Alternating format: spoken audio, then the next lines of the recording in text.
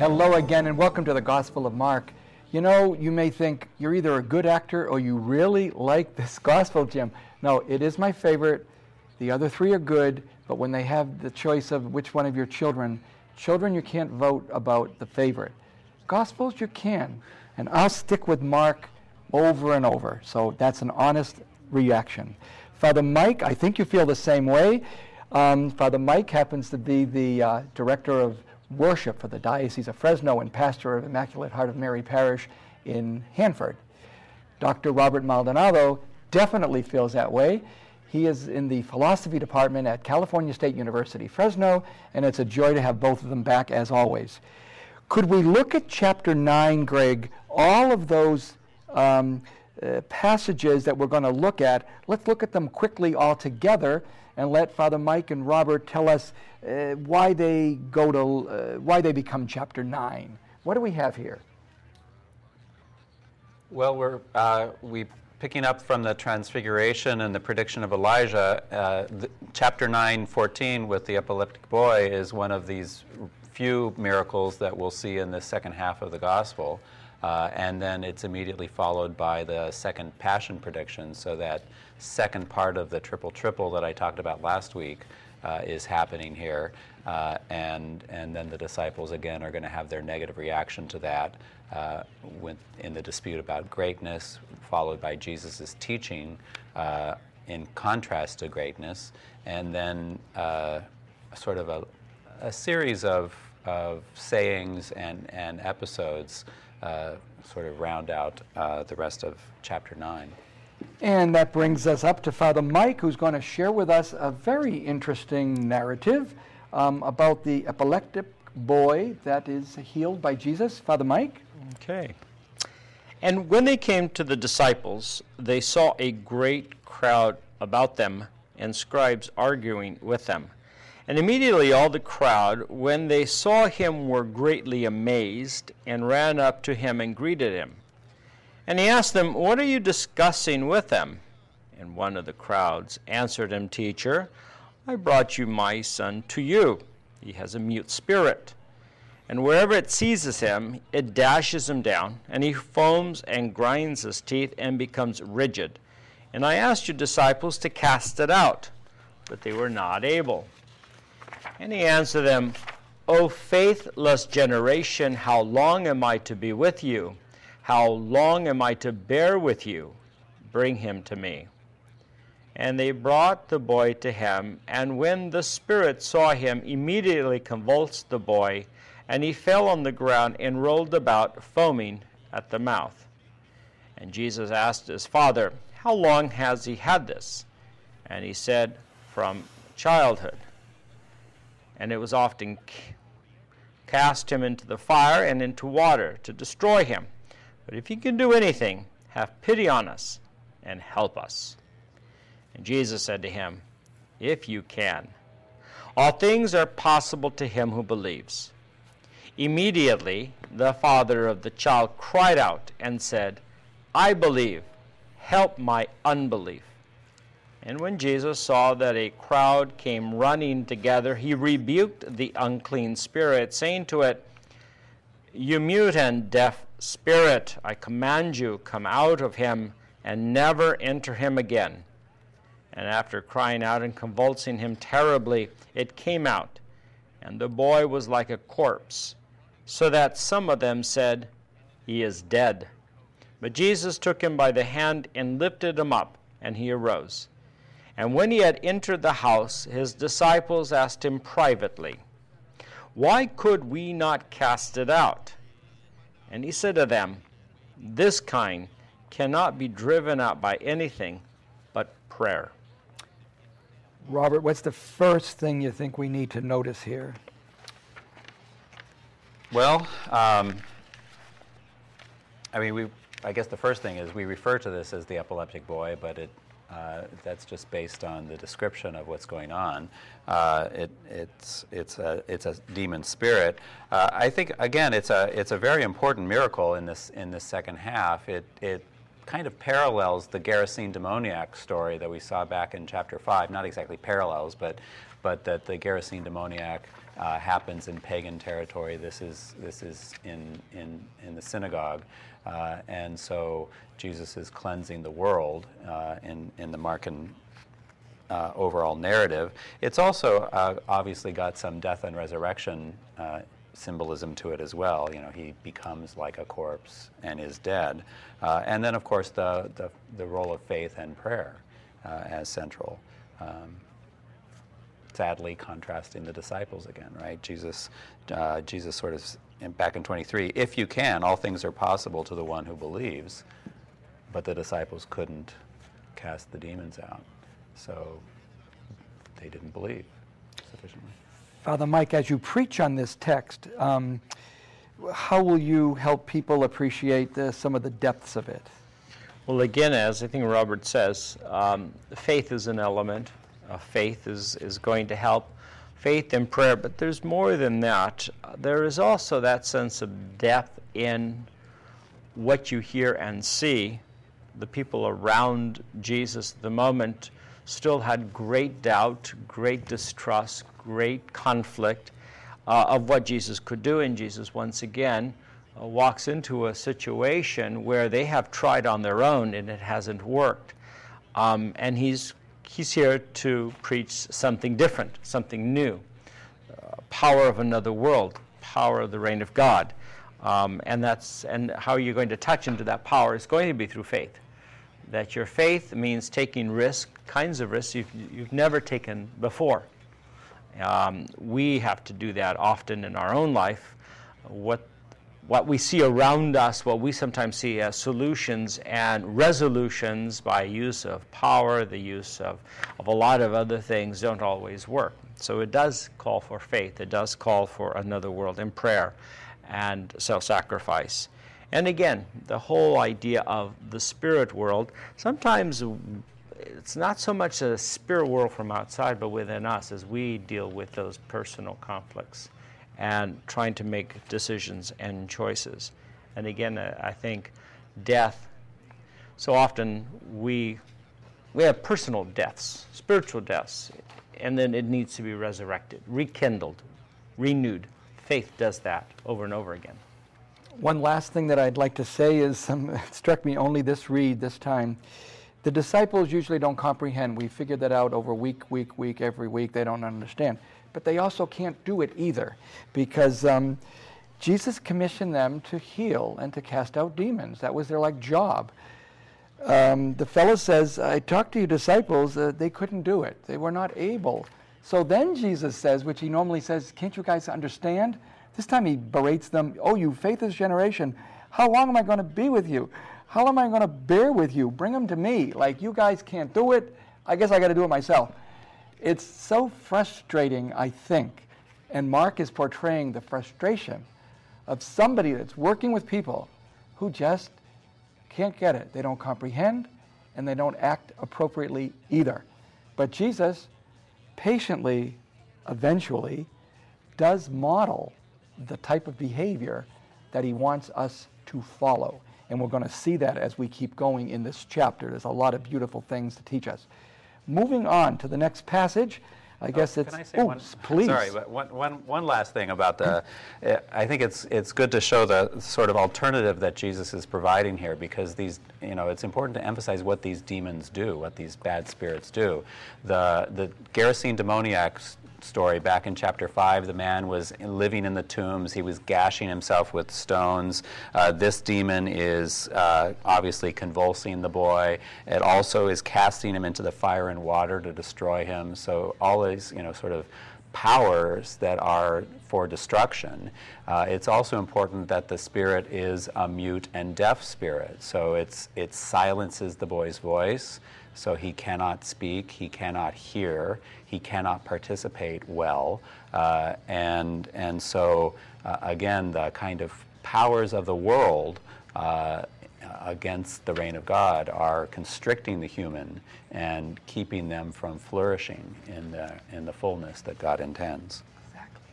And probably just a little bit of a last word, I think it comes in this one. It says, and he bids him never to enter again. Yeah. It's done. He's complete. His power is limitless.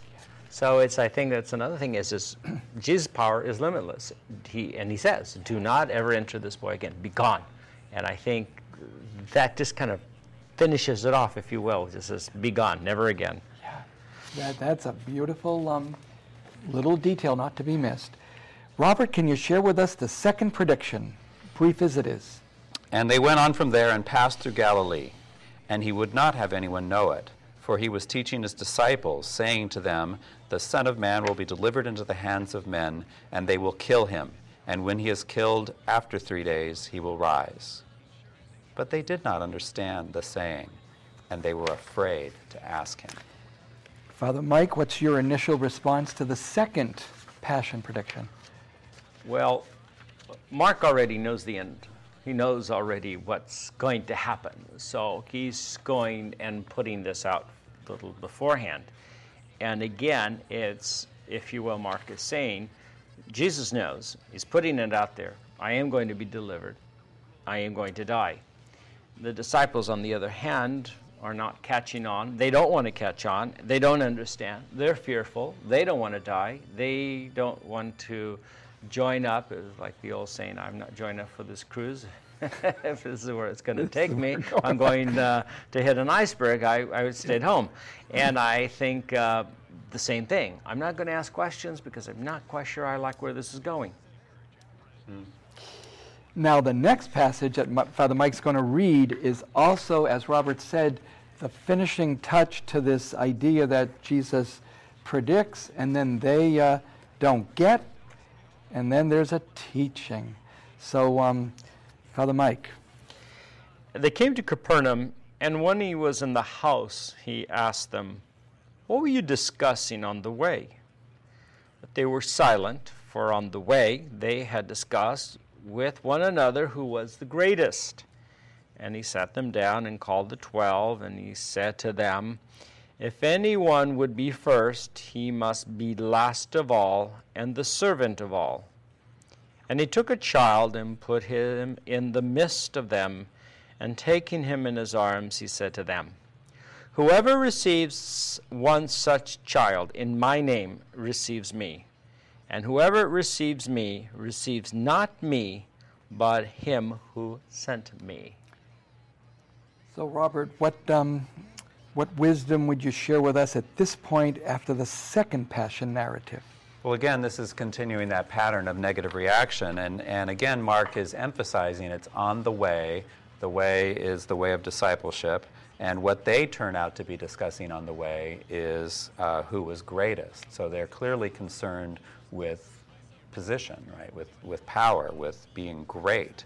And then Jesus responds with the last first last paradox, and also introduces the servant of all. And this is quite important for Mark, I think, because for Mark, servant is one of the sort of titles, if you will, for disciples, and not Lord, not great one, not somebody with power. And then children come in too. And I think it's important to emphasize that, you know, in our world we tend to emphasize the innocence of child, the sweetness of child, the faith of, or the trusting nature of children, and certainly those are elements. But in the ancient world, what characterized children was their lack of power, and so again, you know, to receive the child is not something that people in power are interested in doing. They're interested in their power and not being like a child, not seeing that as the sort of model for following Christ. This is the time in the program when we take our 1-minute break, so please stay tuned, because when we come back, we're going to look at The Strange Exorcist, which has nothing to do with Linda Blair, so it'll be another story. Don't be distracted, please. We'll be back in 1 minute. Stay tuned.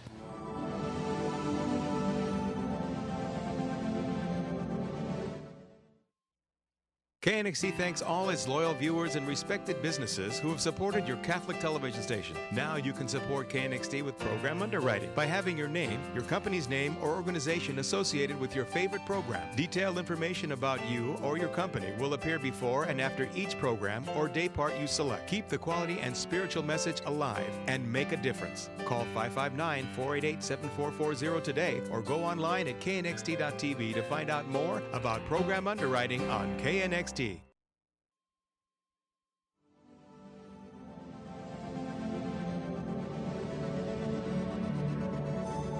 and welcome to the second part of our program today on the Gospel of Mark. We're at the end of chapter 9, sort of. I'd like Robert, if he could, to take up this narrative which on my scriptures is called The Strange Exorcist. Of course, all of the titles that you'll see when we print them, it's one way to have titled a passage, sometimes quite erroneously, sometimes almost giving the wrong idea of what the passage. This time it's not too far off the mark. Robert. John said to him, "Teacher, we saw a man casting out demons in your name, and we forbade him because he was not following us." But Jesus said, "Do not forbid him, for no one who does a mighty work in my name will be able soon to speak evil of me. For he that is not against us is for us. For truly I say to you, whoever gives you a cup of water to drink because you bear the name of Christ will by no means lose his reward." Father Mike, it's a short passage. Is there any comment to make on this one? Well, short but powerful simply because all who do good are good. And we have long dealt with wars and conflicts and churches against churches, people against people, nation against nation. And even though they all have a sense of wanting to do the best for others, it certainly points to those of us who carry the name Christian, but we may have different discipleships, if you will, and how we understand that, but many doing good work. Following sound teaching, doing incredible things in the name of Jesus. And sometimes we are easy to say, well, I'm really better than you are for whatever reason, but we're not necessarily doing what's better. And I think this is, again, the conflict in that time, again, power. I want to be the right, I want to be the more powerful, and how can they, who really don't have the secrets I have or know what I have or all that, how can they be doing these great things? And I think it goes right back to the time of Jesus, as it has been our problem as well in our modern day world. The next passage to read would be on temptations from 9:42 to 48. Father Mike, your turn to read. "Whoever causes one of these little ones who believe in me to sin, it would be better for him if a great millstone were hung around his neck and if he were thrown into the sea. And if your hand causes you to sin, cut it off. It is better for you to enter life maimed than to have two hands to go to hell, to the unquenchable fire. And if your foot causes you to sin, cut it off. It is better for you to enter life maimed than to have 2 feet to be thrown into hell. And if your eye causes you to sin, pluck it out. It is better for you to enter the kingdom of God with 1 eye than with 2 eyes to be thrown into hell, where their worm dies not, and the fire is not quenched." A lot of powerful imagery here, amazing images. Robert, what's underneath some of the imagery here? Well, I think it's important to see that this is still connected to the previous episode. So that John wanted about the strange exorcist, and John there emphasized, that this strange exorcist is not with us, and so the us there is the disciples, and they're Jesus, and so Jesus seems to be again trying to warn the disciples that this sort of path, as Father Mike talked about it last time, the path that the disciples is on is a path to a religion that sort of celebrates power, no suffering, greatness, and Jesus seems to keep saying, "You don't quite get it. That's not the way. It's better to be maimed," which of course is not perfect. It includes suffering. It's not for the happy, great people, but it's for Jesus' followers. So again, it's not like he's sort of recommending this. It's that the disciples are just not willing to accept the cost of discipleship. I just want to add that when we would, of course, in the seminary days, we actually used the word Gehenna. You'd be sent to Gehenna. For a little humor's sake, the suburb right next to us outside of Columbus, Ohio, was called Gehenna. Oh, and whoever named that town must Not a good had a sense of humor or didn't like the area. You know, this one that I want to ask is about the little ones. So in verse 942, it reads, "Whoever causes one of these little ones who believes in me to sin." But earlier, back on 37, so 937, whoever receives one such child, is there a need to connect little ones with child, or is little one, Robert, maybe having an expanded meaning here about little ones, or where are we with little ones? I see it more, well, I see the strange exorcist actually as a symbol of Mark's community. So there's the community, there's the Christians that are affiliated with Peter and the disciples, and then there's Mark's community. And so they are the ones that are doing the good in Jesus' name, not the privileged ones. And so the little ones here are also probably first Mark's community, and then by extension other disenfranchised, powerless people. And the disciples are preaching this gospel of power and privilege, and if any of the true followers actually buy it, then they are lost. And so the teachers are, again, the ones that are more responsible. I guess we want to read now. It's a little short throwaway. It's 949 to 50 concerning salt. It'll seem a little bit like the Sermon on the Mount image, but then not exactly either. Why don't we read that and then have a little comment? For everyone will be salted with fire. Salt is good, but if the salt has lost its saltness, how will you season it? Have salt in yourselves and be at peace with one another. Father Mike, we're sort of spoiled with this Matthew idea that salt of the earth, light of the world. This is going in a little bit of a different direction. It uses salt in 3 different ways. What's going on with the salt? I wonder if salt could be also going back to the illusion of faith. You know, when faithless, being faithless, when you lose faith, you tend to weaken. You tend to lose your way along the way, if you will. Jesus calling for faith. Also does salt its taste, its power to do what it does in food and preserving things and so on. Is there a little bit of a connection back to faith and salt? And have faith in yourself, if you will, have salt in yourself. It's going back, having peace. Where are we at peace? We're at peace when we know where we need to be. And again, I find the allusion to faith there. The last passage that we are trying to cover today to close out, well, it's actually dipping into chapter 10, so we could next week not have to cover it, but cover it today, is the teaching on marriage and divorce. I wonder if we want to look at that, if we need to read it. Maybe we do, so we can get Mark on the table and then a comment. We still have a few minutes. Who's up to read Mark 10, 1 to 12? I'll take that. And he left there and went to the region of Judea and beyond the Jordan, and crowds gathered to him again, and again, as his custom was, he taught them. And Pharisees came up, and in order to test him, asked, "Is it lawful for a man to divorce his wife?" He answered them, "What did Moses command you?" They said, "Moses allowed a man to write a certificate of divorce and put her away."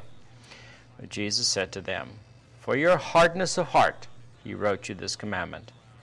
But from the beginning of creation, God made them male and female. For this reason, a man shall leave his father and mother and be joined to his wife, and the two shall become one flesh. So they are no longer two, but one flesh. What therefore God has joined together, let no man put asunder." And in the house the disciples asked him again about this matter. And he said to them, whoever divorces his wife and marries another commits adultery against her. And if she divorces her husband and marries another, she commits adultery. We do have about 3 minutes till the end of the program. Not enough to cover this at all, but at least to get some clarity over Mark's teaching of Jesus' teaching on divorce. Robert, do you want to make a first effort here? Well, I think the clue might be in that last passage. That's probably closest to what Mark is trying to get across. And in some respects, this has to be connected to the later passage about the resurrection that's going to happen later in chapter 10 when they come asking him about the person who marries who are they married to. And there, Jesus says there's no marriage. And so that's kind of odd because this passage seems to be sort of approving marriage, but that passage seems to be kind of disapproving it. So it's a little hard to figure out how to put those two together. What I find most interesting about this passage is it actually does not forbid divorce at all. What it forbids is remarriage. And so in that sense, it's against remarriage. It's not so much against divorce. In fact, it seems to presuppose divorce. I've always seen this in relation to the sort of more egalitarian discipleship that Mark is setting up. One of the problems with egalitarian discipleship is patriarchal marriage. And patriarchal marriage cannot be egalitarian because it's a hierarchy. And we know from Paul and others that many Christian women especially were leaving marriage, were leaving oppressive marriages, mostly with pagans. And so I wonder if some of that is in the background here, so that what Mark is allowing through Jesus' teaching is that they can be divorced. They can leave their patriarchal husbands but probably would have no interest in remarrying, so would be more in that state of the angels, as he says later in chapter 10. But it's a difficult passage to quite figure out how it fits together. And we didn't leave time to do this one, so that'll be on your own time. But Father Mike, you maybe have 30 seconds, a little final perception that you'd like to share before we turn to say goodbye. I guess back to powerlessness. Those who are most powerless are the ones who Jesus is most concerned about. And in this passage on marriage, women are the most powerless in that society, as they are in many societies, and even in today's world. And so Jesus is really concerned about those who have the least amount of power. How do we treat them and take their rights into consideration? What a wonderful wrapping up, not only about that very difficult passage that we couldn't take at depth, but just looked at it, the part we could deal with. Thank you, Father Mike. Thank you, Robert. We'll be back again next week. Hope you're enjoying the Gospel of Mark.